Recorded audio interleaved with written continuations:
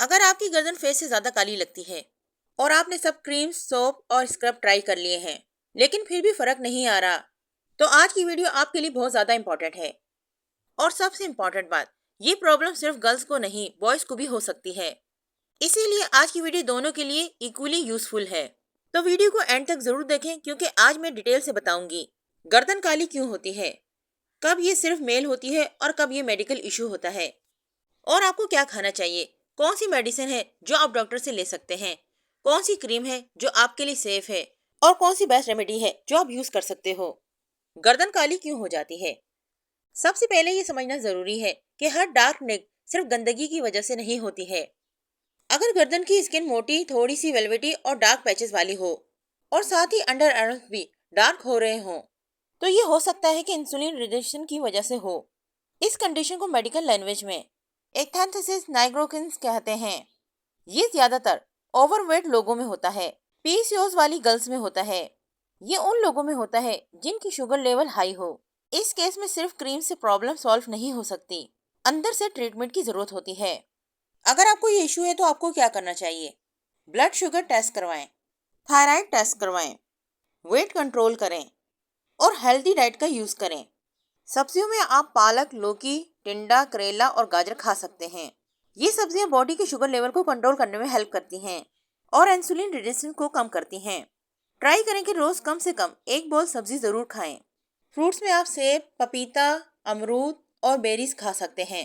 Fruits healthy ہوتے ہیں لیکن زیادہ کوانٹٹی نہ کھائیں، اسپیشلی اگر آپ کو شوگر ایشو ہو۔ بیسٹ ٹائمنگ صبح یا دن میں۔ اناج میں آپ براؤن روٹی، ہول ویٹ روٹی، اوٹس اور دلیا کھا سکتے ہیں۔ وائٹ بریڈ اور میدے کو اوائڈ کریں کیونکہ یہ شوگر جلدی بڑھاتے ہیں۔ ڈیلی روٹین میں آپ تھوڑا سا ڈرائی فروٹ بھی کھا سکتے ہیں، بادام، اخروٹ، چنا اور فلیکس سیڈز۔ یہ ہارمونز کو بیلنس کرنے میں ہیلپ کرتے ہیں۔ آپ کو ڈیلی ڈائٹ میں پروٹین لینا بھی بہت ضروری ہے، جس سے آپ انڈے، دال، چکن اور بین سے حاصل کر سکتے ہیں۔ پروٹین ویٹ کنٹرول کرنے میں ہیلپ کرتا ہے اور انسولین کو اسٹیبل کرتا ہے۔ روزانہ 8 سے 10 گلاس پانی ضرور پئیں۔ ڈی ہائیڈریشن سے اسکن ڈل اور ڈارک لگنے لگتی ہے۔ آپ کو کیا نہیں کھانا ہے؟ کولڈ ڈرنک نہیں پی سکتے، زیادہ میٹھا نہیں کھا سکتے، وائٹ بریڈ نہیں یوز کر سکتے، بیکری آئٹمز نہیں کھا سکتے، زیادہ آئلی فیٹ فوڈ نہیں کھا سکتے۔ یہ سب انسولین ریزسٹنس اور پگمنٹیشن کو بڑھا سکتے ہیں۔ اگر گردن کا کالا پن انسولین کی وجہ سے ہے تو صرف کریمیں لگانے سے فائدہ نہیں ہوگا۔ جب تک ڈائٹ کنٹرول نہیں ہوگی، پرابلم واپس آ سکتی ہے۔ اور یاد رکھیں، یہ ڈائٹ بوائز اور گرل دونوں فالو کر سکتے ہیں۔ اب بات کرتے ہیں دوسرے ریزن کے بارے میں۔ اگر آپ صرف سن اسکرین فیس پر لگا رہے ہو اور نیک پر نہیں، تو دھیرے دھیرے نیک ڈارک ہو جاتی ہے۔ آؤٹ ڈور جاب کرنے والے بوائز میں یہ بہت کامن ریزن ہے۔ آپ کو کیا کرنا چاہیے؟ SPF 30 یا اس سے اوپر کا سن اسکرین یوز کریں۔ سن اسکرین صرف فیس پر ہی نہیں، گردن پر اور ہاتھوں پر بھی لگائیں۔ باہر رہنے پر 2 سے 3 گھنٹے بعد دوبارہ سے لگائیں۔ سن اسکرین صرف فیس پر لگا کر نیک کو اگنور نہ کریں، اس سے نیک ڈارک ہو جاتی ہے۔ باہر جاتے ہوئے کیپ یا ہیڈ پہنیں۔ سن گلاسز کا یوز کریں۔ فل سلیوز اور کالر والی شرٹ پہنیں۔ اگر پاسبل ہو تو نیک کو ہلکا سا اسکارف سے کور کر لیں۔ ہائیڈریشن کے لیے آپ روزانہ 8 سے 10 گلاس پانی پئیں۔ ناریل پانی اور لیمن واٹر بھی یوز کر سکتے ہیں، ہلکا میٹھا۔ ڈی ہائیڈریشن سے اسکن ڈل اور ٹین زیادہ ہو جاتی ہے۔ 11 سے 3 بجے تک دھوپ زیادہ اسٹرانگ ہوتی ہے، اس ٹائم ڈائریکٹ دھوپ میں مت جائیں۔ گھر آ کر مائلڈ فیس واش سے فیس اور نیک کو واش کریں۔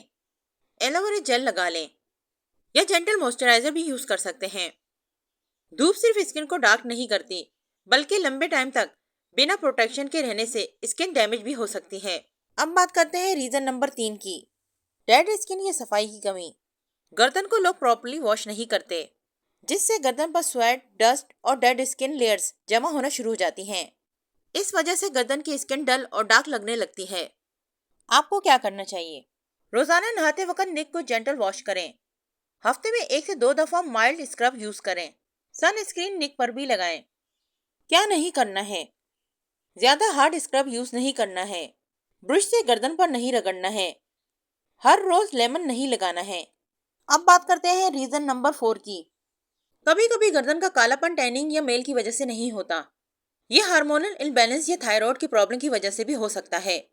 تھائرائڈ ایک گلینڈ ہوتا ہے جو باڈی کا میٹابولزم کنٹرول کرتا ہے. اگر یہ سلو ہو جائے تو تھکن زیادہ ہوتی ہے، ویٹ جلدی بڑھنے لگتا ہے، اسکن ڈرائی اور ڈل ہو جاتی ہے، گرلز میں پیریڈ انریگولر ہو جاتے ہیں، موڈ سوئنگ بھی ہو سکتا ہے. اس کنڈیشن میں پگمنٹیشن بھی ڈیولپ ہو سکتا ہے، اسپیشلی نیک ایریا میں.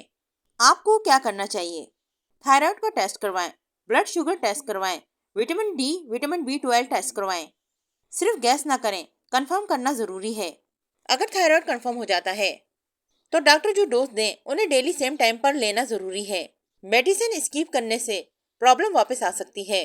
ہیلدی لائف اسٹائل فالو کریں، ڈیلی 20 سے 30 منٹ واک کریں، ویٹ کنٹرول کریں، ہیلدی ڈائٹ کو فالو کریں، اسٹریس کم کریں.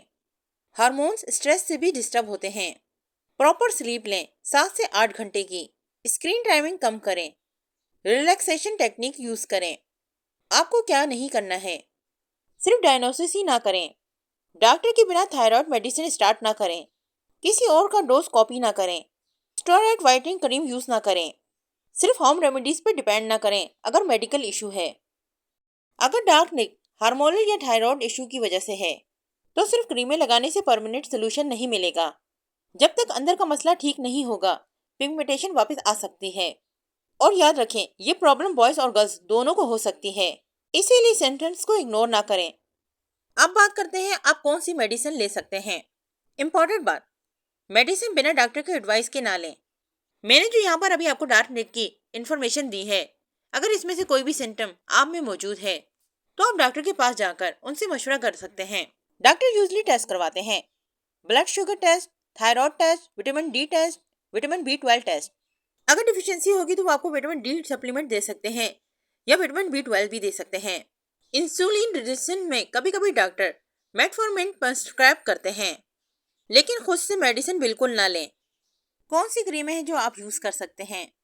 سیف آپشنز: نائنسینامائڈ کریم، یہ اسکن کو برائٹ کرتی ہے.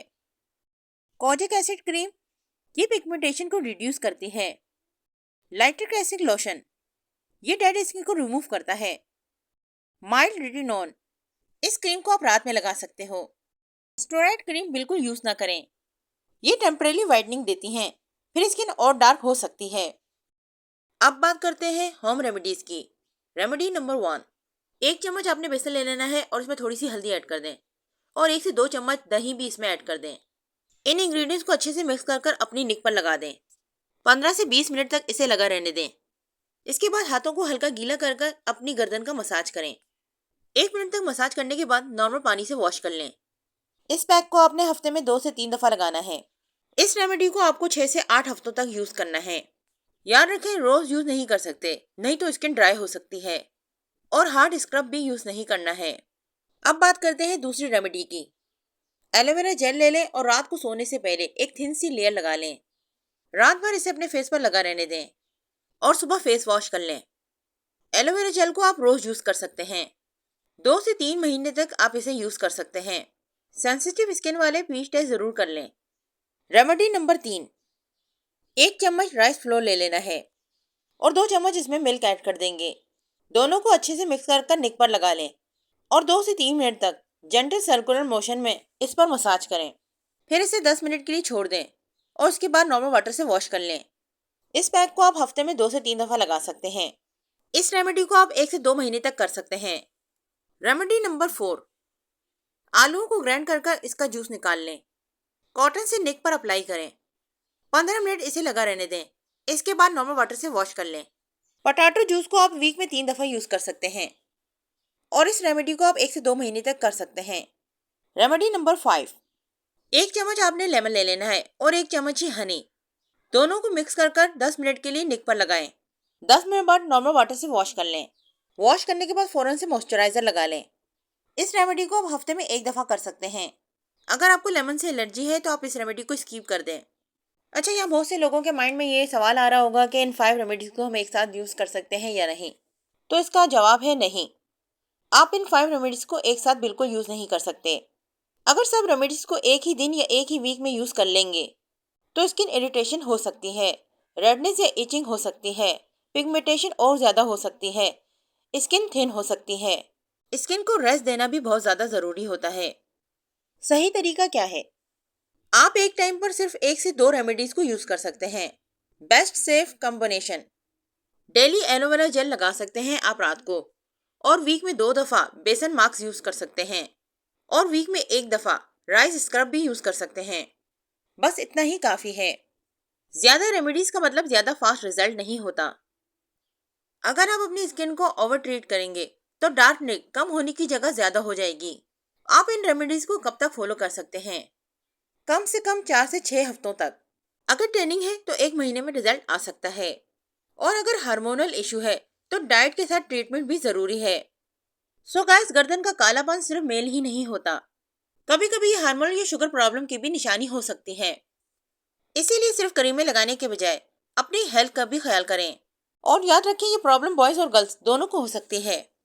اگر آپ چاہتے ہیں کہ میں اس کا 13 ڈے کمپلیٹ پلان بناؤں تو کمنٹ میں ڈارک نیک پلان ضرور لکھیں۔ گائز، ویڈیو اچھی لگی ہو تو ویڈیو کو لائک کر دیں، چینل کو سبسکرائب کریں تاکہ ہر آنے والی نئی ویڈیو آپ کو ملتی رہے۔ ابھی کے لیے اتنا ہی، ملتے ہیں نیکسٹ ویڈیو میں۔